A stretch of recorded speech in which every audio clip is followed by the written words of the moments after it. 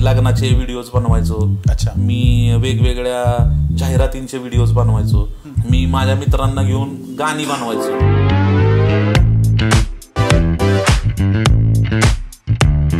म्हणजे already famous गाणी आहेत. माशिकी 2 मधलं गाणं आहे तुम्ही हो.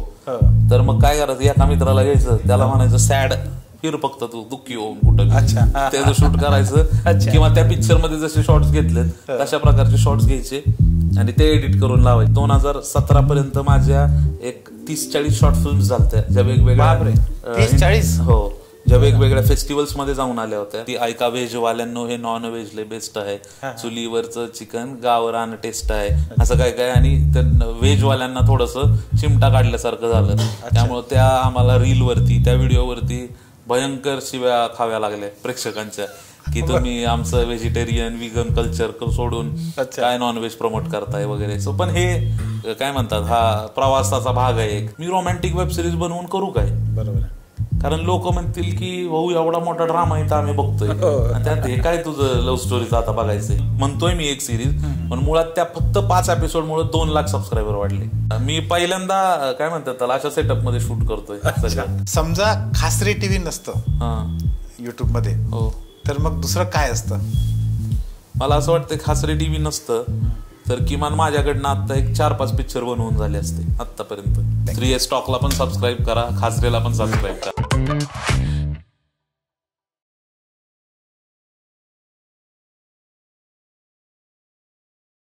मित्रांनो नमस्कार, कसे आहात सगळे? मित्रांनो, मी मागच्या वेळेस तुम्हाला एक सांगितलं होतं, पॉडकास्ट कुठला होता मला आता आठवत नाही, परंतु त्यावेळेस आपण एक वाक्य वापरलं होतं की ज्याला आपण इनोव्हेटिव्हनेस किंवा क्रिएटिव्हिटी म्हणतो, ही क्रिएटिव्हिटी काही वेगळी असत नाही, तर ती आपल्या रोजच्या जगण्यामध्येच असते, पण त्याचा आपल्याला शोध घ्यावा लागतो. त्याचं मूर्तिमंत उदाहरण आज आपल्यासोबत गप्पा मारणार आहे, वेगवेगळ्या विषयांवर गप्पा मारणार आहेत. मी डॉक्टर विशाल बेदुरकर या आपल्या 3S टॉकच्या पॉडकास्टमध्ये आपल्या सगळ्यांचं मनापासून स्वागत करतो.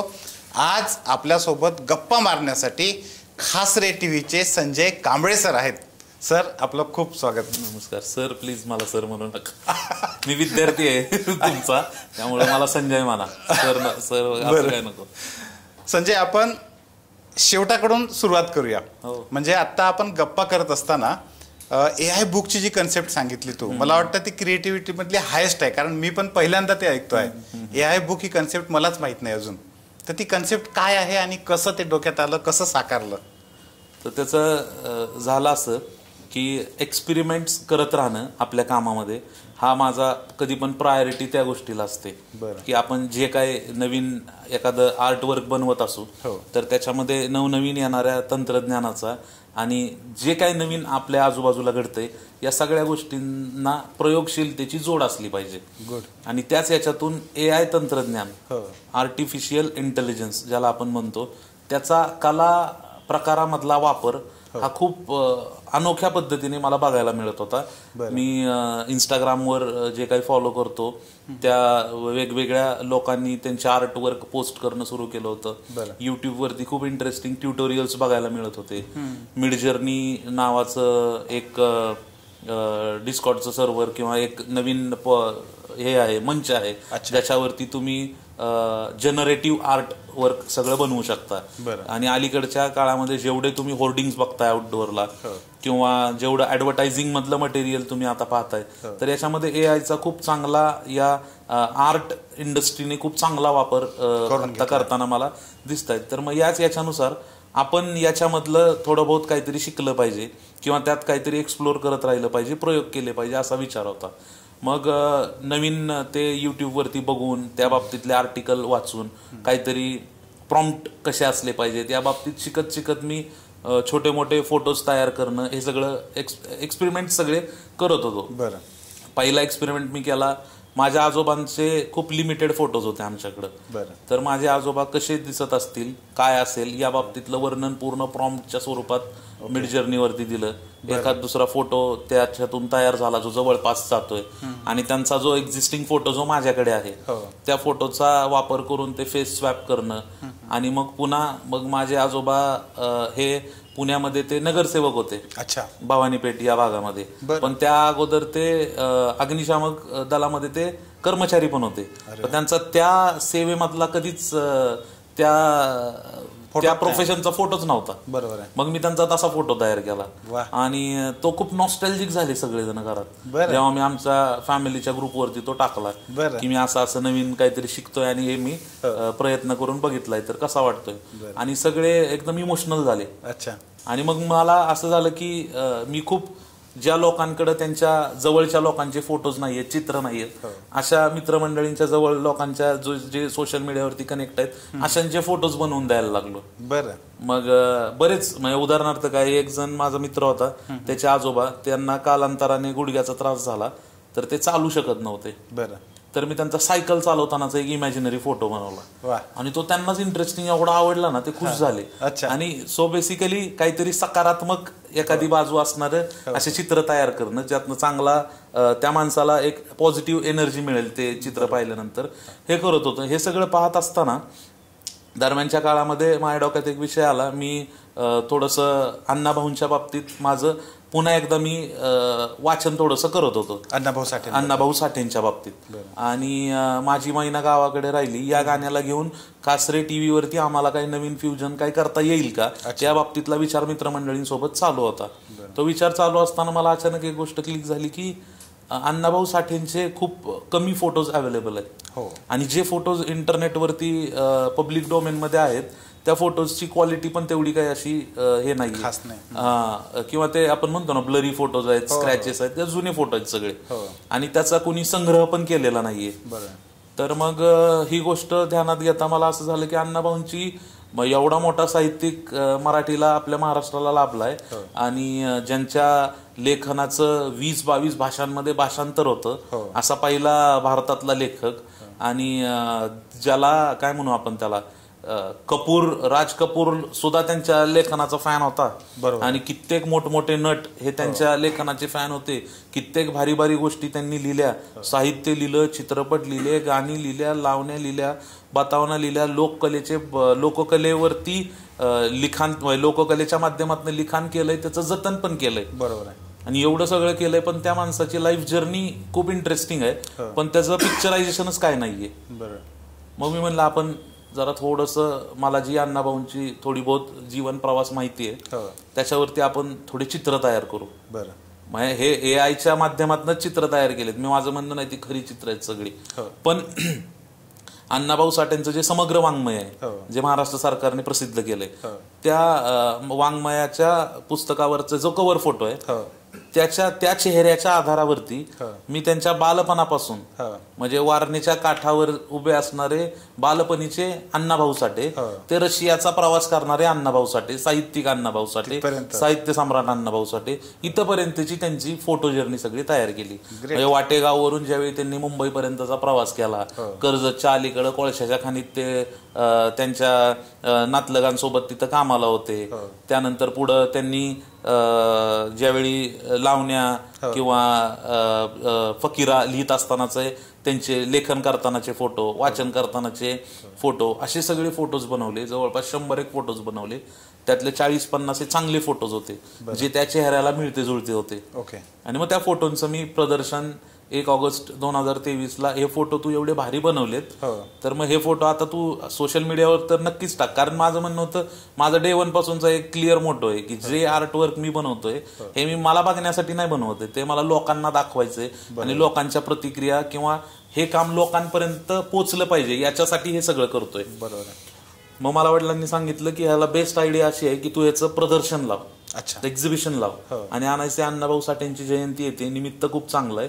मग आम्ही त्याचे फोटोज प्रिंट केले ते सगळे, आणि पुण्यामध्ये सारसबागेच्या इथं जे स्मारक आहे अण्णाभाऊंचं, तिथं ते प्रदर्शन लावलं. त्याला मुख्यमंत्री त्यावेळी शिंदे आणि उपमुख्यमंत्री फडणवीस असे दोघं जण आले. दोघांनी ते प्रदर्शन पाहिलं आणि जवळपास पुण्यामध्ये त्यावेळी वेगवेगळ्या भागातून जयंतीसाठी येणाऱ्या सगळ्या अण्णाभाऊ प्रेमींनी जवळपास 2-2.5 लाख लोकांनी त्या एका दिवसामध्ये ते प्रदर्शन पूर्ण पाहिलं.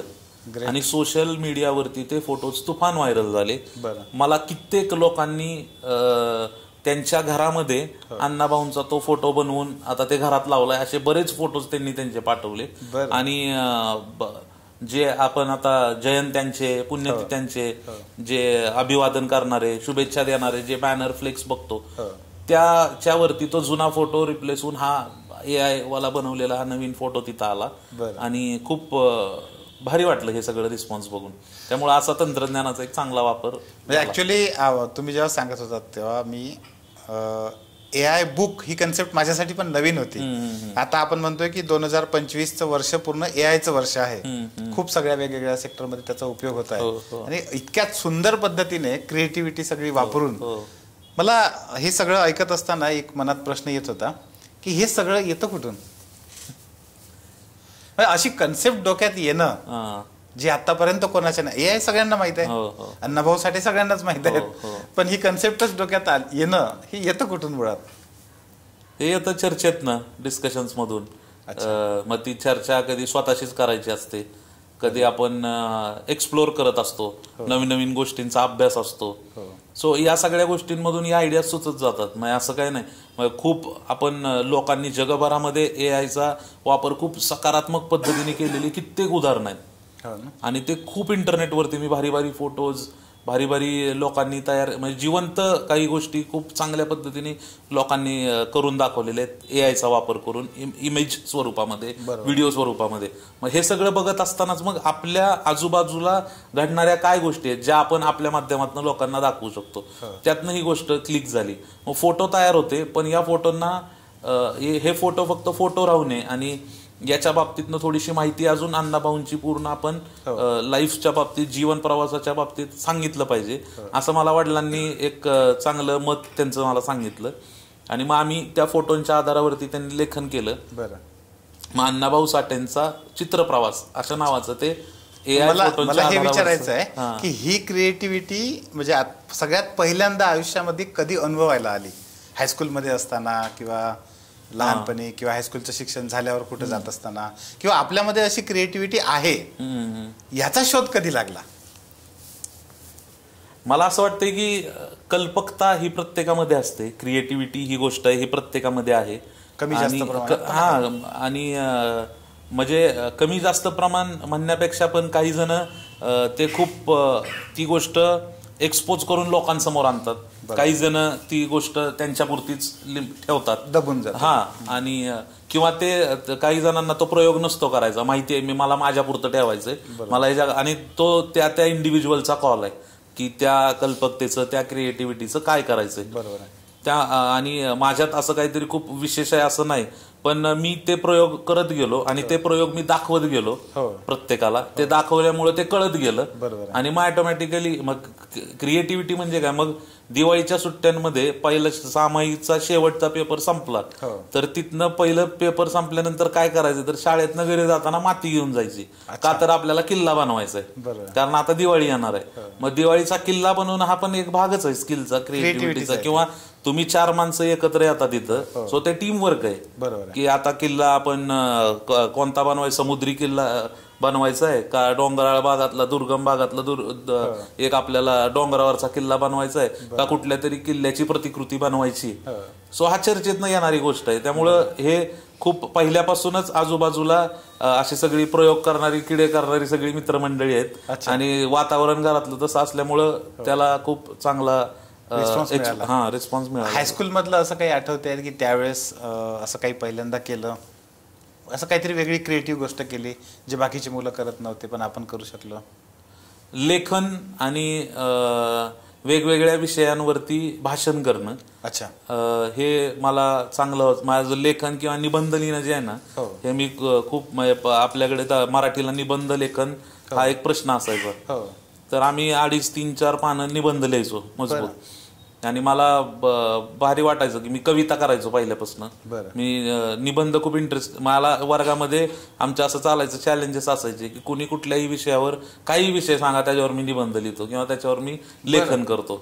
मग कुठलाही विषय असू द्या, काही विषय असू द्या, एखादा विषय माहित नसला तरी भले त्याच्यावर बंडल मारा पण काहीतरी त्याच्यावर लिहा. अच्छा. सो लेखन या गोष्टीपासून त्या व्यक्त होण्याची किंवा त्या क्रिएटिव्हिटीकडे जाण्याची सुरुवात झाली. आणि याला सगळ्यात भारी कन्स्ट्रक्टिव्ह किंवा स्वरूप चांगलं आलं ते जेव्हा मला एडिटिंग किंवा फोटोशॉप इंट्रोड्यूस झालं. अच्छा, ते कधी झालं? 7वी 8वी मध्ये. बरं, 7वी 8वीत असताना. 7वी 8वीत असताना. कोणतं वर्ष असेल ते? 2007-8. बरं, 2007-8. 95 माझं बॉर्न इयर आहे. 2007-8 ला काय झालं, माझा एक मित्र आहे, त्याच्या घरी हे सगळं फोटोशॉप किंवा पत्रकार त्याचे वडील असल्यामुळे हे सगळं युज केलं जायचं. मग आम्ही एकदा विंडोज मूव्ही मेकर आणि फोटोशॉप, माझा एक मित्र आहे तो लग्नाचं एडिटिंग करतो, फोटो भेटो, तर मी त्या दुकानात गेलो होतो आणि तो बसायचा करिश्मा अल्बम बनवत. बरं, तर मग त्याचं मेन टार्गेट असं होतं की आता त्याला ते 4 नातेवाईक ऍडजस्ट करायच्यात करिश्मा अल्बम मध्ये, आणि ती होत नाहीये कारण गर्दी एवढी झाली आता त्या सगळ्या ह्याच्यात. तर त्यांनी त्याचा स्किल सेट वापरून ती 4 माणसं त्या एका पेजवर सगळी बसवली. आणि जवळपास 100-150 माणसांच्या फोटोंचं अल्बमचं ते एक पेज होतं. अच्छा, मग ते बघितलं तो ते फोटोशॉप वरती करत होता. अच्छा. आणि फोटोशॉप हे लय भारी काहीतरी इंटरेस्टिंग गोष्ट आहे की यात फोटो इकडचे तिकडं करता येतात, कट करता येतात. त्याच्यामधून मला काय म्हणणार थोडंसं कम्प्युटरचा नाद लागला जरा. अच्छा. आणि कम्प्युटरचा नाद लागल्या पहिल्यांदा मी फोटोशॉप घेतलं.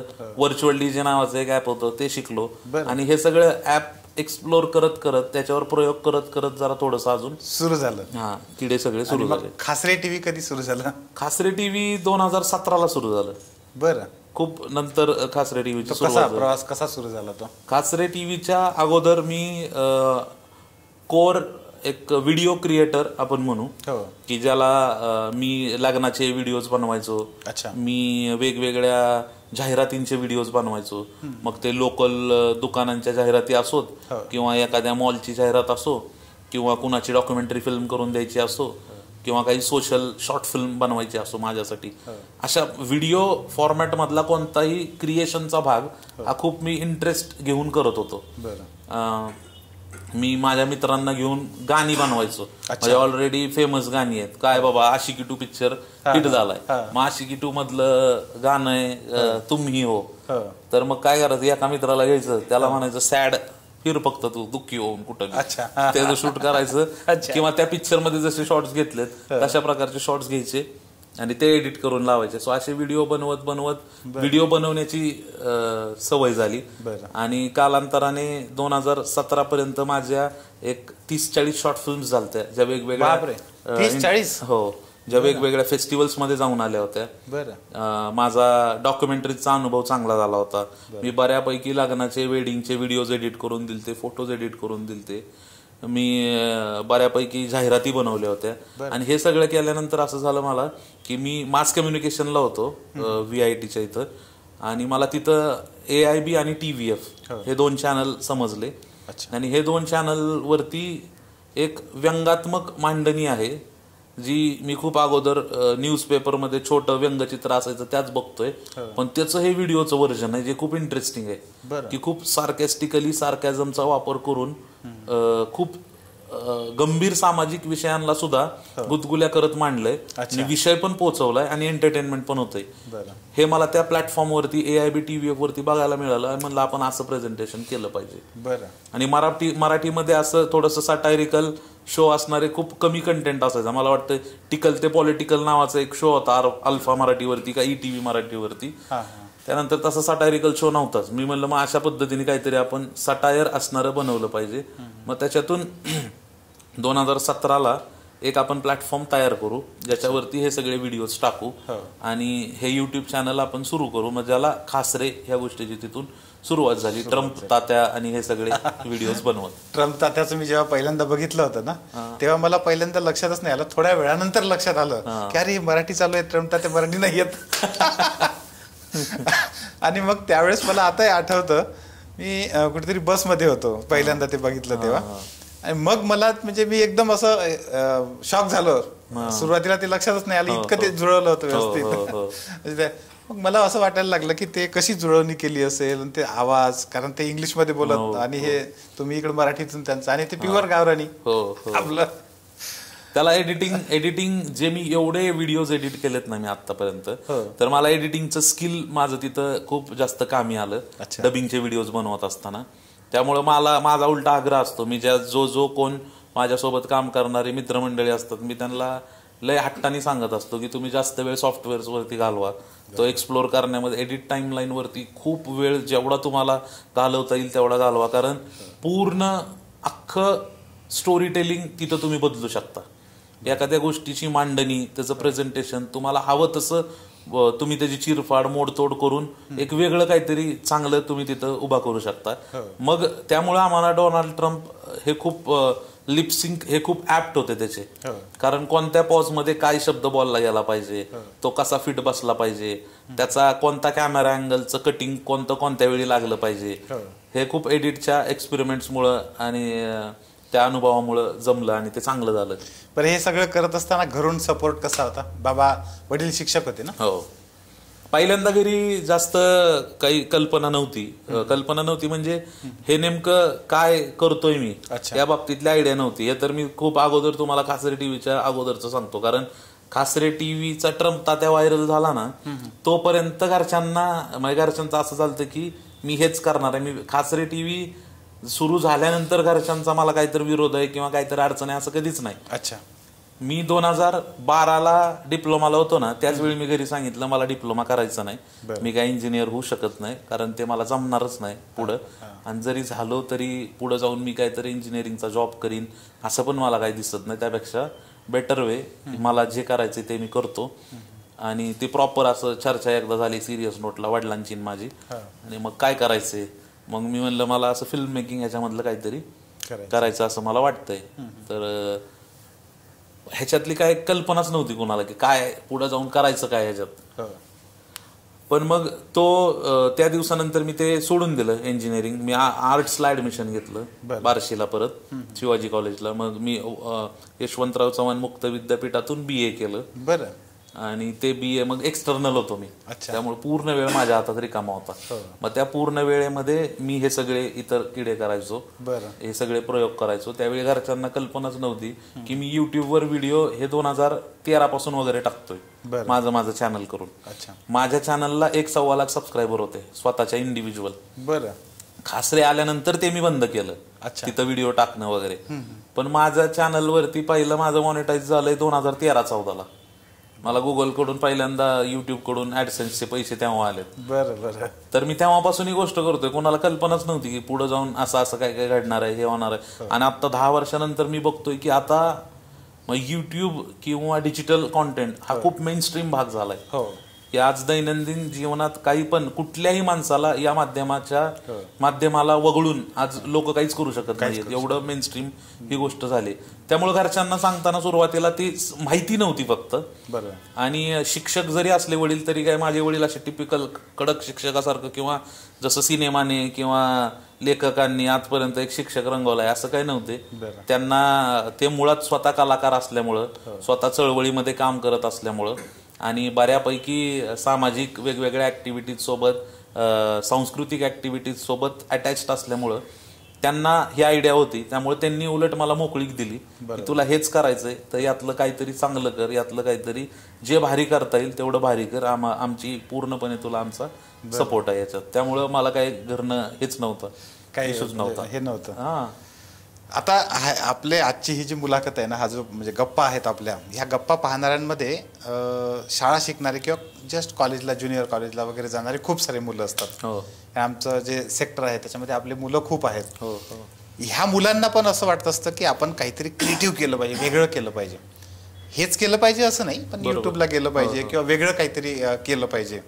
तर हे करत असताना आता तुमचं जे उदाहरण आहे स्वतःचं, ह्या उदाहरणावरून काय सांगता येईल त्यांना की कुठल्या गोष्टीची काळजी पण आपण घेतली पाहिजे? एकतर अभ्यास हा खूप महत्वाची गोष्ट आहे. क्षेत्र कोणतंही असो, त्या गोष्टीतला अभ्यास, त्या गोष्टीत. आणि आपण म्हणतो ना की म्हणजे अभ्यास म्हणजे शाळेतला नाही तर आपण जे करतो म्हणजे आज मी व्हिडिओ बनवतोय तर माझा व्हिडिओचा अभ्यास आहे. बरोबर. माझा व्हिडिओचा अभ्यास आहे म्हणजे मला एडिटिंग कसं करायचं हे मी शिकतो. हे मी वेगवेगळ्या ट्युटोरियल्स मधून शिकतो, वेगवेगळ्या अनुभवी लोकांकडून जाऊन त्यांच्याबरोबर चर्चा करून त्यातल्या टेक्निक्स, त्यातले ट्रिक्स, छोटे मोठे टिप्स या जाणून घेतो. वेळ देतो त्या गोष्टीला. सो बेसिकली हे एखादं इंजिनियर होण्यासाठी जसं 3-4 वर्षांचा एक कोर्स आहे आणि ते 4 वर्षांचं शिक्षण झाल्यानंतर मग तुम्हाला सर्टिफिकेशन मिळतं की तुम्ही इंजिनियर आहात. बरोबर. तसंच आहे इथं तुम्हाला वेळ घालवावा लागतो. असं नाही की तुमचा एक व्हिडिओ व्हायरल झाला म्हणजे तुम्ही आता बॅक टू बॅक 4-5 व्हिडिओ तुमचे व्हायरल होणार आहेत आणि असं नाही होणार. तुम्हाला जर याच्यामध्ये खूप काही भरपूर चांगलं काम करायचं असेल तर ह्याच्यात भरपूर वेळ द्यावा लागणार आहे. ह्याच्यातले खाचे खोचे तुम्हाला माहीत करून घ्यावे लागणार आहेत. यातले अप्स अँड डाऊन जे काही येत आहेत त्याला सामोरं जावं लागणार आहे आणि या सगळ्या गोष्टींसाठी तुम्ही वेल इक्विप्ड आणि खूप पेशन्स आणि तेवढंच पॅशनेटली या गोष्टीकडे तुमचा अप्रोच असणं पण इम्पॉर्टंट आहे. अदरवाईज बऱ्याचदा ही गोष्ट कंटाळवाणी पण वाटू शकते. कारण हे रोज उठून तेच करायचे, रोज उठून तीच गोष्ट करणं हे भरपूर लोकांना लांबून बघताना हे खूप भारी वाटतं. घ्यायला काय भारी आहे, त्यांचा व्हिडिओ बघितला का ते चुलीवर कसलं एन्जॉय केलं हे केलं. पण ते तसं नाही. त्या एका व्हिडिओच्या मागे काय काय मेहनत घेतलेली आहे हे तो व्हिडिओ बनवणाऱ्या टीमला माहिती आहे. त्या पडद्याच्या मागे काम करणाऱ्या लोकांना, त्या स्क्रीनवर दिसणाऱ्या लोकांना, त्या ओव्हरऑल टीमला माहिती आहे की ह्यांनी हा एक व्हिडिओ बनवताना काय प्रोसेस केली. त्यामुळं ज्यांना कोणाला ज्या कोणत्या क्षेत्रामध्ये जायचंय त्यातला अभ्यास ही खूप महत्वाची गोष्ट आहे. आपण किती पॅशननी त्या क्षेत्राकडे पाहतोय, आपला किती सकारात्मक अप्रोच आहे त्या गोष्टीकडे पाहण्याचा, त्या गोष्टीला पुढे घेऊन जाण्याचा. आणि इररिस्पेक्टिव्ह ऑफ डिफिकल्टीज की तुम्हाला कुटुंबातून काही अडचणी असतील, तुम्हाला तुमच्या रेग्युलर रुटीन मधल्या रोजच्या तुमच्या वैयक्तिक प्रवासातल्या काही अडचणी असतील, या सगळ्या गोष्टींना न इम्पॉर्टन्स देता, न जुमानता जो गोल आपण ठेवलाय ना त्याच्याकडे पुढं सकारात्मक दृष्टीने जाता आलं पाहिजे. तर आपण थोडंसं त्या दिशेने प्रवास करू शकतो. नाहीतर गडबड होऊ शकते परत. जे म्हटलं की आता आपण उजेडामध्ये बसलेलो आहोत, पण अंधारामध्ये बसलेली जी अख्खी टीम आहे पूर्ण, त्यांचे जे कष्ट आहेत ते पण त्यांनी पाहायला पाहिजे. हो, 100%. ते बघितल्यानंतर मग हे पाहणं जास्त महत्वाचं आहे. करेक्ट आहे, हे खूप महत्वाचं आहे. हो. मला दुसरं ते आता जे उत्तर दिलं ना तू, त्या उत्तरामध्ये पॅशनेट असणं हे जे आहे, पॅशनेट असणं आता जे सांगितलंच आहे त्याच्यामध्ये, पण पॅशनेट मधला हा जो फरक आहे, म्हणजे मी एक वाक्य खूप दिवस झाले आता त्याला, पण ते वाक्य असं होतं की जर समजा तुमची पॅशन तुम्हाला पैसे मिळवून देत नसेल तर ती पॅशन पॉयझन बनू शकते तुमच्यासाठी, असं ते एक वाक्य होतं. त्यावेळेस मला लिखाणाची आवड होती. मला असं वाटायचं की लिखाण जर समजा आपण केलं तर आपल्याला पैसे कसे मिळतील, कारण आपण 18-20 दारिद्र्यातूनच वर आले सगळे. आणि मग असं वाटायचं की नाही, आपण पैसे मिळवण्यासाठी काहीतरी केलं पाहिजे आणि मग आपलं लिखाण केलं पाहिजे. बरोबर. तर हा जो मेळ आहे पॅशनेट असण्याचा आणि पैसे पण मिळवण्याचा, हा कसा जुळला? काय होतं ना की कुठली पण गोष्ट करत असताना, ठीक आहे, अल्टिमेट त्याचा जरी आपण पाहिला गोल तरी त्यातून काय उत्पन्न येतं किंवा माणसाला जगत असताना त्या पैशाची तेवढीच गरज आहे. कारण पैशाशिवाय इतर पुढचं तुमचं जीवन सुखकर होणार नाही, असं जे आपण म्हणतो ते तेवढंच महत्वाचं आहे. त्यामुळे पण काय होतं, सुरुवात करत असतानाच मला डे 1लाच पैसे पाहिजे असं म्हणून कुठलीच गोष्ट होत नाही. आपण कधीच कॉलेजमध्ये ऍडमिशन घेतल्यानंतर असं म्हणत नाही आता किती रुपयाचा जॉब मिळणार आहे. कारण 4 वर्षानंतर तुमच्या हातात जे सर्टिफिकेट येणार आहे, प्रत्येक वर्षातल्या 2 सेमिस्टरमध्ये तुम्ही काय दिवे लावलेत त्याचं तुमच्या हातात जो रिझल्ट आहे, आणि त्यानंतर एंडला प्लेसमेंटला येणाऱ्या कंपन्या ठरवणार आहेत आम्ही एवढं पॅकेज देतो. त्यामुळे किमान तुम्ही तेवढी मेहनत तरी घेताय का इथं आल्यानंतर, त्याच्यावर तो मोबदला ठरेल.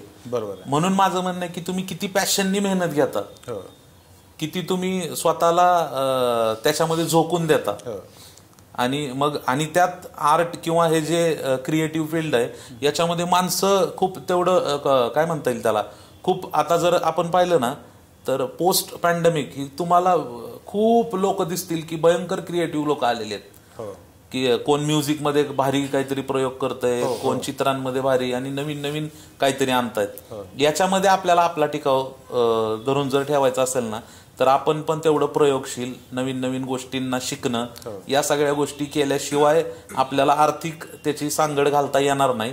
जेव्हा आपण आपल्या प्रयत्नांमध्ये, आपल्या अभ्यासांमध्ये परिपक्व असू बेसिकली जो चांगला अभ्यास करतो त्याला चांगले मार्क पडतात, ज्याला चांगले मार्क पडतात त्याला चांगलं पॅकेज मिळतंय. ही तसं कनेक्शन आहे. तुम्ही इथं जेवढी मेहनत चांगली घेता, चांगली मेहनत घेतली की संधी तशा येतात तुमच्या समोर. बरोबर आहे. कारण तुमचं काम दिसतं. बरोबर. आणि जेव्हा तुमचं चांगलं काम लोकांना दिसतं त्यावेळी खूप चांगल्या लोकांना तुमच्यासोबत जोडलं जाण्याची इच्छा होते. तशा संधी तयार होतात आणि त्या संधीमधून तुमची फायनान्शियल गोष्टींची बरीच गणित ही सुटत जातात. बरोबर आहे. त्यामुळं करेक्ट वेळी आणि एखाद्या ठिकाणी किती पण अडकून राहायचं हे पण समजलं पाहिजे. पण तुला असं सुरुवातीला वाटलं होतं का की आता हे फायनान्शियल प्रॉब्लेम किंवा आपण जे करतोय त्यातून पैसे मिळत नाहीये, मग कसा मार्ग काढायचा, असं कधी? नाही, असं मला वाटलं नाही. त्याच्या मागचं कारणच असं आहे की मी कुठली पण गोष्ट करताना ना मी 360 डिग्री पाहिलं सगळं त्याचा अभ्यास करतो. अच्छा. आता मी जर एडिटिंग करतोय, माझं आता चॅनल समजा लेट्स से माझ्याकडे खासरे टीव्ही नव्हतं किंवा खासरे टीव्ही सारखा मी प्लॅटफॉर्म आम्ही सगळेजण मिळून उभाच करू शकलो नसतो, तरी मला माहिती आहे मी आज कुठं तरी मी तुम्हाला म्हणलं असतं सर मला 3S स्टॉकला एडिटर म्हणून घ्या ना, कारण मी असं एडिटिंग करतो. तुम्ही म्हणलं असतं ठीक आहे, मग माझ्या एडिट स्किलचे तरी पैसे मला मिळाले असते. बरोबर आहे. किंवा मी सांगितलं असतं मी साऊंड इंजिनियर आहे, मी भारी मिक्सिंग करतो, मी रेकॉर्डिंग चांगला आहे, मी हे करतो, मी आर्ट डिरेक्टर आहे, मला हे जमतं. सो आपण किती स्किल सेट आपला काय आहे, आपण स्वतःला ग्राइंड करून घासून किती स्किलफुल बनवले याच्यावरती. कारण आजचं जे जग आहे ना, हे जर इंडिव्हिज्युअल कॅल्क्युलेशन करायचं असेल तर तुम्ही किती स्किलफुल आहात ह्याच्यावरती तुमचं आर्थिक गणित सगळं ठरतं. बरीच माणसं आहेत ना जे खूप अजूनही कष्ट घेत आहेत आणि त्याच्यामुळं स्मार्ट वर्क पण तुम्हाला जमलं पाहिजे की खूप कमी वेळामध्ये काय काय गोष्टी करायच्या. मला डे वन हा मला कधीच प्रश्न नव्हता की मला पैसेच भेटणार नाहीत किंवा मी पैसे कमवू शकणार नाही. कारण हे पुढे जाऊन प्रत्येकाला करावं लागणार आहे किंवा करावंच वाटणार आहे या क्षेत्रात येऊन. आणि अशा वेळी माझ्यासारख्या एडिटरची, डिरेक्टरची, मी जे लिहितोय त्या लेखकांची किंवा मला जे काही थोड्याशा नवीन नवीन संकल्पना सुचतात अशा कल्पकतेच्या माणसांची गरज भासणार आहे येत्या काळामध्ये. आणि म्हणून मला ती डाऊटच कधी नव्हता. म्हणजे जसं आता तुम्ही बरेच विद्यार्थी आता स्पर्धा परीक्षेचे ते तुमच्या समोरून तुम्ही बघताय, तर एखादा विद्यार्थी बघितल्यानंतर तुम्हाला समजत असतं की एखाद्या ह्याच्यातलं आपल्याला लगेच समजतं की हा कितव्या अटेम्प्ट पर्यंत काय करणार आहे आणि हा पुढे जाऊन कितव्या इंटरव्ह्यू पर्यंत कसा जाणार आहे किंवा किती इंटरव्ह्यू मध्ये हा क्रॅक होणार आहे. कारण ओव्हर द टाइम हे तुम्हाला सगळ्या गोष्टींचा सगळा अंदाज आलाय. तुम्ही पोरग बघितल्यावर सांगू शकता, त्याच्याशी 2 मिनिटं संवाद साधल्यावर तुम्ही सांगू शकता की काय घडणार आहे बाबा याचं चित्र. सो ती गोष्ट तशीच आहे. त्यामुळं मला असं वाटतं की करत जर राहिलं ना आणि एकदा त्याच्यात आपण थोडंसं मास्टरी करत गेलो तर त्याचा मोबदला आर्थिक हा 100% येतच राहतो आणि तो कोणत्या ना कोणत्या स्वरूपात आपल्याला मिळत राहतो. येस. 2024 पर्यंतचा प्रवास जो होता हा तर एकदम थरारक आहे, जबरदस्त आहे. पण 2025 मध्ये नवीन काय काय पाहायला मिळणार आहे खासरेच्या लोकांना खास करून? 2025 हे खरंच इंटरेस्टिंग पूर्ण वर्ष असणार आहे किंवा या नंतरचा सगळाच काळ. कारण खूप नवीन नवीन एक्सपेरिमेंट्स आणि नवीन नवीन इंटरेस्टिंग प्रोजेक्ट सगळे बघायला मिळणार आहेत. उदाहरणार्थ वेब सिरीज या गोष्टींमध्ये आम्ही आत्ता पडलोय. सो वेब सिरीज चे आमचे पुढचे 5-6 प्रोजेक्ट रेडी आहेत. ते लोकांना आता बघायला मिळतील. खासरेच्या प्लॅटफॉर्मवरती खूप इंटरेस्टिंग वेब सिरीजचा फॉर्मॅट आहे, तो पब्लिकला बघायला मिळेल. दुसरी गोष्ट, आजपर्यंत खासरे संगीत म्हणून लोकांनी आम्हाला खूप भरभरून प्रतिसाद दिलाय ऑनलाईन. आता लाईव्ह शोजचा फॉर्मॅट सगळा आम्ही इंट्रोड्यूस करतोय. थेट भेटचा जो शो होता आमचा तो लवकरच लाईव्ह फॉर्मॅटमध्ये लोकांना बघायला मिळेल की थेट भेटचं लाईव्ह एडिशन आहे ते येईल. सो लाईव्ह टूर्स असतील, महाराष्ट्र टूर असेल किंवा लाईव्ह ऑडियन्स सोबत काम करणं असेल, शोज असतील, याच्यामध्ये भरपूर गोष्टी बघायला मिळतील. त्याचबरोबर आम्ही नवीन AI चा वापर करून काही कंटेंट बनवणं या बाबतीमध्ये त्यातल्या त्यात ॲनिमेशन असेल किंवा कार्टून असेल याच्यामध्ये आमचे काही प्रयोग चालू आहेत ते बघायला मिळतील. आणि आम्ही एंटरटेनमेंट प्लस एज्युकेशन असं एड्युटेनमेंट या सेगमेंटमध्ये पण काहीतरी करू पाहतोय, थोडंसं शोधतोय. काही गोष्टी स्किल रिलेटेड आमच्या तयार झालेल्या आहेत, त्या सुद्धा लोकांच्या समोर आम्हाला आणायच्या. आम्ही साहित्य निर्मिती यामध्ये पण येतोय. सो पब्लिकेशनच्या फॉर्मॅटमध्ये पण येऊ पाहतोय. सो त्यात पण काहीतरी घडेल. आणि ओव्हरऑलच खासरेसाठी किंवा खासरेचे पण प्लॅन असे आहेत सगळे पुढच्या काळांमध्ये ते बघायला मिळतील. आणि त्याचबरोबर एक जनरल कम्युनिटी म्हणून, डिजिटल कम्युनिटी म्हणून क्रिएटर्सची, म्हणजे मग 3S टॉक असेल, खासरे असेल किंवा अजून आपली युट्यूबची मित्रमंडळी असतील सगळी जी कंटेंट बनवतात, या सगळ्यांसाठी येणारा हा सगळा काळ खूप चांगला आहे, पोषक वातावरण आहे. त्यामुळं मला असं वाटतं प्रत्येकाने जर याच्यामध्ये चांगलं काम केलं तर आपल्याला खूप निश्चितच चांगलं सगळं चित्र बघायला मिळेल. 2025ची प्रचंड क्युरिओसिटी तुम्ही तयार केली. हे सगळं ऐकूनच असं वाटतंय की ते कधी पाहायला मिळेल सगळं. 100% भारी भारी गोष्टी येतील बघायला. Good, very good, great. हे सगळं एवढं वेगवेगळ्या प्रकारचं साहित्य म्हणजे कंटेंट तुम्ही बनवत होतात, हे सगळं बनवत असताना कुठे एखादी कॉन्ट्रोवर्सी आली, काही टेक्निकल लिगल काही मोठा प्रॉब्लेम आलाय, असं कधी झालंय? नाही, असं कॉन्ट्रोवर्सी असं काही लय मोठा शब्द आहे, तेवढं मोठं कामच नाही अजून आपलं. असं काय कॉन्ट्रोवर्सी लय मोठ्या लोकांची होत असते. अजून खास रे तसं खूप अजून बनायचंय, सगळ्या गोष्टी व्हायच्यात. असं काही झालं नाही. पण गमती जमती मध्ये काढल्या किंवा जो कंटेंट आपण म्हणतो की ट्रम्प तात्या खासरेनी केला, मग अनेक ट्रम्प तात्या निघाले. आमचा कंटेंट बऱ्याच लोकांनी आहे असा उचलून वेगवेगळ्या पेजेसवरती टाकलाय, त्यांनी त्यांच्या नावाने आमचे लोगो पुसून त्यांनी तो टाकलाय. ह्या गोष्टी ठीक आहे, पब्लिक डोमेन आहे, डेमोक्रेटिक माध्यम आहे. कधी कधी लोकांना आवडतं म्हणून करतात, कधी कधी लोक मुद्दा म्हणून खोड्या करायचं म्हणून करतात. पण हे ज्या त्यावेळी एखाद्याचं इंटेन्शन कसं आहे हे समजतं आणि त्यावेळी ती ऍक्शन आम्ही घेत असतो. बऱ्याच जणांनी खासरेचं नावच घ्यायचं पण प्रयत्न केला, काय असं खासरेचं नाव घ्या. पण ठीक आहे, कोणत्या गोष्टीला रिॲक्ट व्हायचं नाही व्हायचं, आणि ह्याच्यातून आम्ही सगळं हे करत असतो. असं कॉन्ट्रोवर्सी ॲज नाही. पण आम्ही मध्ये नॉनव्हेजच्या रिलेटेड एक व्हिडिओ बनवला होता, चुलीवरचा.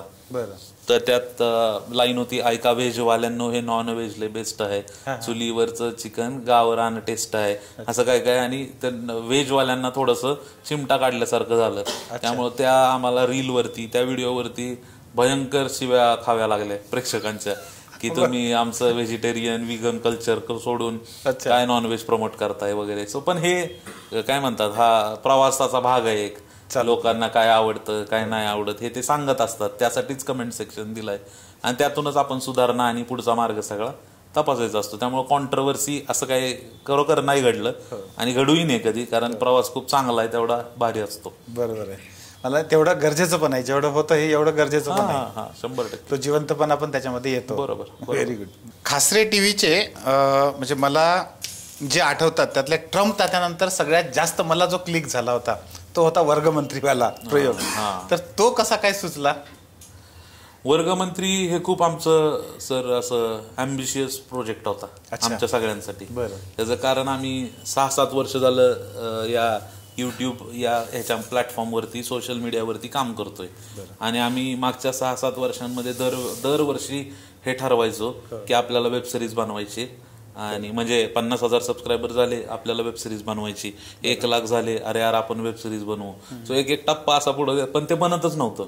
पण त्याच्या मागं बरीच कारणं होती. कधी कधी आर्थिक गणित जुळत नव्हती, कधी कधी आमच्याकडं काही तेवढं ताकदीचं नव्हतं दाखवण्यासारखं कंटेंट, किंवा लिखाणामध्ये आम्हाला पुरेसा वेळ मिळत नव्हता. कारण आम्ही लिहायला एखादी गोष्ट चांगली मांडायची असेल आणि जी की लॉंग फॉर्मॅट आहे, एक 60-70-80 मिनिटाचा कंटेंट तुम्हाला बनवायचा आहे, ज्याच्यामध्ये लोकांना 80 मिनिट इन्व्हॉल्व ठेवायचे, तर त्याचं लिखाण पण तेवढं ताकदीचं लागेल, त्याची मांडणी तेवढी ताकदीची लागेल. पण ते जुळत नव्हतं. पण समहाऊ 2024 मध्ये आमचं ते ड्रीम कम्प्लीट झालं वर्गमंत्रीच्या निमित्ताने. त्याची कॉन्सेप्ट सुचली अशी की पहिल्यांदा खासरे टीव्ही वेबसिरीज बनवतंय, तर ती काहीतरी खूप हटके आपण आपल्या स्टाईलनी काहीतरी मांडणी केली पाहिजे, या मताचं पूर्ण सगळ्या टीमचं हे मत होतं. मग ते काय असावं.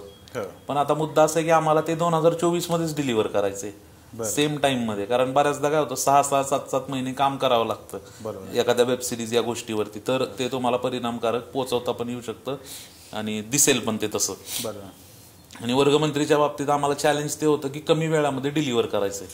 सो प्रोसेस उलटी केली आम्ही, की कमी वेळामध्ये काय डिलिव्हर करू शकतो हे पहिलं शोधूया. ओके. आमच्याकडे कन्सेप्ट खूप होत्या आणि दुसरी अट अशी होती की ते पॉलिटिकल पाहिजे. त्याचं कारण असं, 2024 हे वर्ष आपल्या देशाच्या ह्याच्यामधलं खूप मोठं वर्ष आहे पॉलिटिकली. कारण याच्यामध्ये लोकसभांची पण निवडणुका झाल्या आणि आपल्या राज्याच्या ह्याच्यानी विधानसभेच्या पण निवडणुका झाल्या.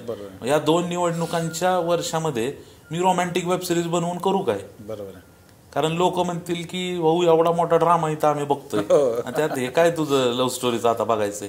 त्यामुळे ज्या लोक ज्या झोन मध्ये आहेत त्या झोन मधून उगाच त्यांना झोन मधून लोकांना तेव्हाच बाहेर काढायचं जेव्हा तुमच्याकडे खरोखर खूप काहीतरी ताकदवर असेल, हलवून टाकणार. हा. आणि आता आमच्याकडे ती गोष्ट नव्हती. मग लोकांना त्याच झोन मध्ये असताना आपण काय त्यातलं दाखवू शकतो, तर मग इलेक्शन वरती काहीतरी करूया असं ठरलं. आणि ते व्यंगात्मक काहीतरी करूया. मग आम्ही बऱ्याच गोष्टी बघितल्या, पण मग असं व्हायचं की कधी कधी ते टाइम फ्रेम मध्ये बसत नव्हतं, कधी कधी ते बजेटच्या बाहेर असायचं, कधी कधी पूर्ण त्यातलं लिखाण हे थोडं आवाक्याच्या बाहेरचं असायचं की याला हे लिहायचं, यातनं एवढे मोठे पात्र आहेत, मग या कॅरेक्टरायझेशन करा, हे खूपच पुढं चाललंय, हे कॅल्क्युलेशन बसणार नाही. मग खूप ब्रेनस्टॉर्मिंग करत एके दिवशी मी, माझा मित्र आहे प्रवीण, आम्ही बोलत गप्पा मारत असताना असं झालं की यार आपण मोठ्या नेत्यांना घेऊन किंवा मोठ्या लोकांना घेऊन, मोठ्या हिरो हिरोईनला घेऊन तरी सध्या आत्ता काय घडणार नाही असं चित्र दिसतंय. कारण वेळ येतो, अवेलेबिलिटी येते, ते आपल्या टाइम फ्रेम मध्ये पाहिजेत. मग काय करू शकतो? सगळ्यात सोपं, किंवा आपल्याला सोपं म्हणण्यापेक्षा आपल्या वेळेमध्ये घडणारं काय असू शकतं, तर आपल्या टीम मध्ये करू काहीतरी. अच्छा. मग आपल्या टीम मध्ये करताना पण आपल्या टीम मधल्या पोरांची एज अशी आहेत आता सगळ्यांची की त्या एज ग्रुप मधलं जर काही केलं तर ते खूपच ऑब्व्हियस वाटेल की हा ही चर्चा तर होतेच या पोरांमध्ये. मग काय, तर मग असं करूयात का, जर आजचे हे करंट पॉलिटिशियन शाळेतले विद्यार्थी असते तर, म्हणजे उदाहरणार्थ जी महाराष्ट्रातली नेते मंडळी आहेत ही जर शाळकरी विद्यार्थी असतील तर कशी असतील. मग असे जर तरवाले कन्सेप्ट येत जात राहिले. मग त्याच्यातून असं झालं की अरे नाही, मग आपण एक असं करू शकतो की शाळेत इलेक्शन गेलं तर हा हे भारी आहे. शाळेत इलेक्शन कशाचं करू शकतो? Head boy? नाही, हेड बॉयचं नाही होणार, कारण त्यात सगळी शाळा, मग सगळी शाळा म्हणजे 2,500-3,000 हजार विद्यार्थी आणायचे कुठून? म्हणजे थोडं सोपं करू. नाही, मग वर्गातलं इलेक्शन करू. वर्गातलं इलेक्शन काय होऊ शकतं? मॉनिटर म्हणजे काय? वर्गमंत्री. हा, मग ही बेस्ट आहे, वर्गमंत्रीचं इलेक्शन. बरं. मग वर्गमंत्रीचं इलेक्शन भारी होऊ शकतं. आणि आणायचे महाराष्ट्राच्या राजकारणामध्ये एवढे आता गट तट पडलेत, एवढे पक्ष झाले, एक काम करू, 3 उमेदवारांची निवडणूक अशी दाखवूया. बरं. हे बेसिक ठरलं. मग असं झालं की चला हे 3 उमेदवार कोण असू शकतात. मग एक रिप्रेझेंटेशन आहे आपल्या सोसायटीचं. बरोबर. एक पुढच्या बाकावरचा विद्यार्थी असतो, एक मागच्या बाकावरचा विद्यार्थी असतो. हे 2 तर कन्फर्म घेऊ ह्या उमेदवारांमध्ये. आणि या दोघांच्या मध्ये असणारं एक पात्र पाहिजे, म्हणून मग त्या मुलीचं पात्र आलं. बरं. आणि मग वर्गमंत्रीची गोष्ट आम्ही चांगली मानली. मग ही गोष्ट कशी करायची? ते इलेक्शन, पोरांचं इलेक्शन तर ठीक आहे, पण त्याच्यातून पूर्ण म्हणजे ही मॉनिटर म्हणजे काहीतरी आतमधलंच, मॉनिटरचं इलेक्शन म्हणजे फक्त या पोरांचाच विषय असं नसलं पाहिजे.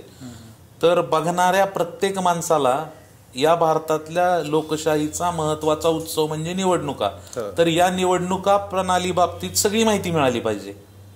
हा मोठा होता. म्हणून आमचा पहिल्या एपिसोडचं नाव आहे बिगुल, म्हणजे जेव्हा निवडणुकांचं रणशिंग फुंकलं जातं बिगुल वाजतो. दुसऱ्या एपिसोडचं नाव आहे चिन्ह. अच्छा. मग निवडणुकांमधील चिन्हांचं महत्व, अलीकडे आपण चिन्हांचे गोळ सगळ्यांनी पाहिले. बरोबर. तिसऱ्या एपिसोडचं नाव आहे प्रचार. प्रचार हा किती महत्वाचा आहे, मग उमेदवार म्हणून आणि नागरिक म्हणून. चौथ्या एपिसोडचं नाव आहे आचारसंहिता आणि मतदान. आणि 5व्या एपिसोडचं नाव आहे निकाल. या 5 भागांमधून आणि आपल्याला आता कमी वेळेमध्ये काय करू शकतो, तर कमी वेळाचा एपिसोड बनवा. म्हणून 13-14 मिनिटांचे एपिसोड आपण बनवूया. आणि या 5 एपिसोड मधून पूर्ण निवडणूक समजली पाहिजे एखाद्या शाळेतल्या मुलाला पण.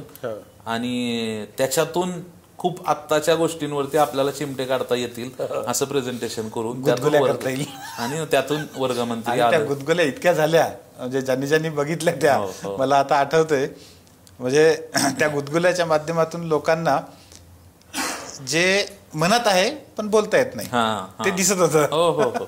जवळपास 3-3.5 करोड त्याची व्ह्यूअरशिप झाली आमची तो दिवाळीच्या नंतरच्या त्या पिरियड मध्ये. अजूनही चांगले आमचे म्हणजे त्या एका सिरीज म्हणतोय मी एक सिरीज, पण मुळात त्या फक्त 5 एपिसोड मुळे 2 लाख सबस्क्रायबर वाढले. बापरे, फक्त 5 सिरीज. हा, आणि 5च एपिसोड आहेत त्याचे, आणि खूप ट्रेमेंडस रिस्पॉन्स मिळाला. आम्ही खूप नवीन प्रेक्षकांपर्यंत पोहोचलो. ज्या लोकांना कासरे माहितीच नव्हतं, अशा नवीन एक प्रेक्षक वर्ग जोडला गेला कासरे सोबत. त्याचं कारण होतं वर्गमंत्री. आणि लोकशाही सारखं एक पात्र त्या सिरीजचं मुख्य पात्र बनलं. त्याच्यामध्ये अक्षया देवधर, म्हणजे ज्यांनी पाठकबाईचं कॅरेक्टर त्यांचं झी मराठीवरती सिरियल होती त्यात होते. अविनाश नारकर सरांनी त्याच्यामध्ये काम केलं. आणि नगरमध्ये आम्ही हे सगळं शूट केलं. त्यामुळे निर्मिती संस्था जी होती आमची, त्यांचा पण खूप नरेंद्र फिरोदिया सर यांनी सिरीज प्रोड्यूस केली ही सगळी. त्यामुळं ओव्हरऑल टीम खूप इंटरेस्टिंग होती आणि मजा आली हे सगळं काम करायला. हेच खासरेचं खास आहे असं म्हणता येईल. हो, हे वेगळे पण आहे. जसं मी तुम्हाला सांगितलं की आम्ही एखादी कन्सेप्ट कसं करतो माहिती का सर, की आता एखादा विषय असेल तर सगळेजण बसतात आणि जेवढी जास्त चिरफाड करता येईल त्या विषयाची तेवढी जास्त चिरफाड होते. अच्छा. त्या विषयातलं सगळं कमकुवतपणा पहिला काढला जातो आणि मग जो शिल्लक राहील त्याला डेव्हलप केलं जातं. त्यामुळे भरपूर ब्रेन, त्यांचे विचार, भरपूर मतं घेतली जातात आणि मग एक कुठली तरी निर्मिती. तुमची टीम हे तुमचं सगळ्यात मोठी ताकद आहे. 100%. आणि आमची टीम आहे ना, ही सगळीच्या सगळी टीम आहे, ही वेड्यासारखं काम करणारी टीम आहे. आमची टीम हे सगळं पाहत आहे. 100%. येस. आणि ही पण टीम एकदम मला इन्स्पायरिंग वाटलं आल्यानंतर. मी म्हणलं तुम्हाला जबरदस्त सेटअप झालाय, जबरदस्त आहे. कारण मी पहिल्यांदा काय म्हणतात त्याला अशा सेटअप मध्ये शूट करतोय सगळं. येस. आपण जेव्हा वेब सिरीजची गोष्ट करतो किंवा युट्यूबची गोष्ट करतो, अलीकडच्या काळामध्ये शॉर्ट जे व्हिडिओज आहेत किंवा इन्स्टा, तर असं वाटतं की युट्यूबचे लोक इन्स्टाकडे वळत आहेत असं वाटतंय? असं आपण असं म्हणू शकत नाही की इकडचे लोक तिकडे वळायला लागलेत. पण इनफॅक्ट शॉर्ट्समुळे फायदा असा झालाय की काय होतं, शॉर्ट्स किंवा रील्स म्हणूया, इंस्टाग्रामसाठी रील्स आणि युट्यूबसाठी शॉर्ट्स, हे जे 2 नवीन काय म्हणू एलिमेंट आलेत आता मार्केटमध्ये, नवीन ट्रेंड आलेत. तर याच्यावरच्यामुळं लॉंग फॉर्मॅटवरचं ओव्हरऑल कन्झम्पशन हे इकडे स्विच झालंय. युट्यूबचं असं म्हणणार नाही मी. म्हणजे ज्याला इंस्टाग्रामचं ऍडिक्शन आहे तो स्क्रोल करतोय रील्स, तो अंगठ्यानेच पुढे ढकलतोय. आणि ज्याला हे युट्यूब वरती बघायचंय त्याच्यासाठी युट्यूबनी पण तिथं फीचर दिलंय शॉर्ट, सो तो तिथं पण अंगठ्याने ढकलत जातोय.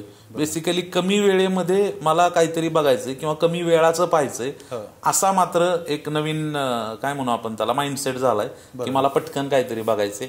त्याच्यामुळे बघितलं काहीच जात नाही, फक्त एक डोळ्यासमोरून काहीतरी हलती चित्र जात आहेत, काहीतरी आवाज येतोय, अशा ह्याच्यामध्ये सायकोलॉजिकली माणसं अडकलेत आणि ते वरती ढकलत चाललेत. पहिला आपण म्हणायचो बघा. पण मला एक प्रश्न या ठिकाणी असा पडतो, एकीकडे मोठे जे आता पॉडकास्ट आहेत बरेच 2-2 तासाच्या वरचे पण पॉडकास्ट खूप चालतात, म्हणजे नुसते नाही तर खूप चालतात, 10-10 लाखाच्या वर व्ह्यूज येतात. आणि दुसरीकडे हे शॉर्ट पण चालतात. हे सगळं चित्र कधी कधी असं कन्फ्युजिंग वाटतं. आणि काय सर, दोन्ही एकमेकांना हे आहे, पूरक आहेत. दोघं याचा फायदा याला होतो, याचा फायदा याला होतो, असं गणित आहे. लेट्स से आपण 1-1.5 तासाचा पॉडकास्ट केला, त्या 1.5 तासाच्या पॉडकास्ट मधला 1 मिनिटाचा रील कापला, तो 1 मिनिटाचा रील इंस्टाग्रामवर गेला, त्याचा शॉर्ट युट्यूब वरती गेला, तो तिथं 1.5 तासाचा पॉडकास्ट वरती व्ह्यूज आहेत 50,000, पण त्या रील पोस्ट केल्यानंतर त्याच्यावरती 2 मिलियन व्ह्यूज आले. 20 लाख लोकांनी तो रील पाहिला. त्या 20 लाख लोकांपैकी किमान तुम्हाला एक 8-10 हजार लोक हे या मोठ्या व्हिडिओकडे येताना तुम्हाला दिसतील. कारण तुम्ही त्याच्यामध्ये ब्रँडिंग केलेलं असेल, लिहिलेलं असेल की हा रील संपल्यानंतर तुम्हाला मोठा पॉडकास्ट पाहायचा असेल तर अमुक चॅनलला जावा आणि तिथं आमचं 3S स्टॉक लिहिलेलं आहे आणि त्याच्यावरती जाऊन व्हिजिट करा, बघा, सबस्क्राईब करा, तर लोक येतील. सो याच्यामुळे काय होतं, या शॉर्ट किंवा कमी वेळेच्या व्हिडिओमुळे तुमच्या मोठ्या प्लॅटफॉर्मकडे लोक आली आणि बऱ्याचदा तो मोठा प्लॅटफॉर्म वरचा मुलाखत बघितलाय, पण एखाद्याला वेळ नाही संपूर्ण बघण्याची, तर त्याला खाली तुम्ही सांगितलंय की ह्याचे रील्स पण आमच्या इंस्टाग्रामवर अपलोडेड आहेत, त्यामुळे त्यांनी रील्स पण बघितले. सो ते एकमेकांना दोन्ही पूरक आहेत त्या गोष्टी. आणि दुसरी गोष्ट अशी आहे की पॉडकास्टिंग किंवा पॉडकास्ट इंडस्ट्री जी आहे ना, त्याच्यासाठीचा हा खूप पोषक काळ आहे आता. अच्छा. की लोकांना खूप लॉंग फॉर्मॅट मधलं ऐकायचंय, निवांत बसून बघायचंय, आणि अशा फॉर्मॅटला लोक प्रेफरन्स देत आहेत आता, की आम्हाला निवांत बसून माणसं गप्पा मारतात असं काहीतरी बघायचंय आणि तेवढंच ऐकायचंय. आणि एक साधारण याला प्लॅटफॉर्म सुद्धा प्रमोट करतायत. युट्यूब वरती पॉडकास्ट असा वेगळा सेपरेट हे नव्हता, कधीच फीचर नव्हतं, ते सेपरेट फीचर दिलं युट्यूबने. वेगवेगळ्या ऑडिओ प्लॅटफॉर्म्स वरती पॉडकास्टचे वेगवेगळे शोज आता बनायला लागले. कित्येक इंडियातले पॉडकास्टर हे मोठ्या मोठ्या, म्हणजे परवा तर पंतप्रधानांच्या सोबत पॉडकास्ट झाला निखिल कामतचा, रामदेव बाबांचा पण झाला. त्यामुळं जिथं देशातलं आपल्या राष्ट्रपतींनंतरचं मोठं पद किंवा मोठा व्यक्ती आहे तो पंतप्रधान पद आहे आपलं, ते सुद्धा पॉडकास्ट सारख्या माध्यमाला, पॉडकास्ट सारख्या मीडियम वरती येऊन तेवढं महत्व देत आहेत. तर मला असं वाटतं की लोक तो मोठा, तसं पाहायला गेलं तर ते एकमेकाला पूरकच आहे. आता आम्ही आता जनरली मी जसं पुस्तकांचं म्हटलं ना, पुस्तकं घेत असताना काय करतो आपण, पुस्तक पाहतो, मधातलं एखादं पान काढून पाहतो, कुठलं तरी ते रील्सच आहेत ना. बरोबर, एक पान म्हणजे रील्सच आहे. आणि मग ते भाषा चांगली वाटली, कंटेंट चांगला वाटला की मग आपण पूर्ण घ्यायचा विचार करतो. बरोबर, तसंच आहे. म्हणजे ते त्याच पद्धतीनं आहे, त्याचा उपयोगच होतो, तोटा होत नाही. नाहीच. अगदी बढिया. एक मजेदार प्रश्न आहे, इंटरेस्टिंग आहे म्हणून विचारतोय तो. समजा खासरी टीव्ही नसतं युट्यूब मध्ये, तर मग दुसरं काय असतं? मला असं वाटतं खासरी टीव्ही नसतं तर किमान माझ्याकडनं आता एक 4-5 पिक्चर बनवून झाले असते आतापर्यंत. बरं. खासरे टीव्ही आहे, खासरे टीव्हीचं काम चालू आहे, म्हणून माझं फिल्म मेकिंग थोडंसं किंवा सिनेमा बनवणं हे असं थोडं लांब सरकत चाललंय. अच्छा. पण मी आतापर्यंत एक 4-5 भारी पिक्चर बनवले असते, जे भरपूर लोकांनी बघितले असते आणि थिएटरमध्ये कल्ला केला असता लोकांनी. आणि पण मला करायचंय ती गोष्ट, मला भारी फिल्म बनवायच्यात आणि खूप कलेक्टिव्हली. आता मी काय केलंय, मी खासरी टीव्हीच्या माध्यमातून लोक खूप माझा कॉन्टेंट फोनवरती, मोबाईलवरती, टीव्हीवरती हे 2-3 लोक एकत्र येऊन कधी कधी एकटा असं बघतात, पण मला ती कलेक्टिव्ह ऑडियन्स एकत्र आणून बनवलेला कॉन्टेंट लोकांना दाखवायचा, and that is cinema. So me 100% film maker असतो आणि फिल्म्स बनवत असतो आणि भारी फिल्म बनवल्या. ग्रेट. ही पॉझिटिव्हिटी कुठून येते? मला काय म्हणतात त्याला, थोडं माझा तो कॉन्फिडन्सचा भाग आहे माझा. आणि दुसरी गोष्ट, आजूबाजूला सगळी सकारात्मक माणसं आहेत. आम्ही कोणीच असं नाहीये, एखादी गोष्ट करायची म्हणलं ना आमच्या ह्याच्यामध्ये, म्हणजे सगळंच मित्र म्हणाल, फॅमिली म्हणाल, सोबत काम करणारी सगळे सहकारी असतील, हे सगळेच सेम एनर्जीने काम करणारी टीम आहे. त्यामुळं तसंच माइंडसेट राहते सगळा. तुम्हाला अशीच सकारात्मक काम करणारी माणसं आयुष्यभर लाभो आणि अशाच उंचीवर जाऊन मोठे चित्रपट तुमचे लवकरच आम्हाला पाहायला मिळो, नक्कीच. अशी या ठिकाणी पहिल्यांदाच मी 3S स्टॉक वरती आता सांगितलंय की आता लवकरच चित्रपट पण बघायला मिळतील. 2025 मध्येच एक चित्रपट पण तुम्हाला बघायला मिळेल. त्यामुळं भारी होईल सगळं. येस, बिलकुल.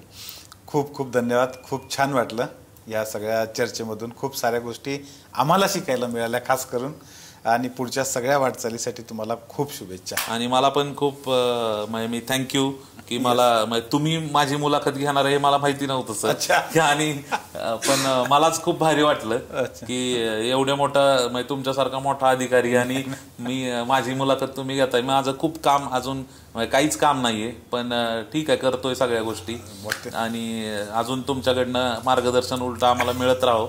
आणि आम्ही 100% काही मदत असेल तर तुम्हाला हक्काने आता सगळ्या गोष्टी सांगणार. आणि 3S स्टॉक खासरे आपण अजून काय काय प्रयत्न एकत्रित करता येतील 100% करूया. मला बोलवल्याबद्दल परत एकदा खरंच थँक्यू. 3S स्टॉकला पण सबस्क्राईब करा, खासरेला पण सबस्क्राईब करा.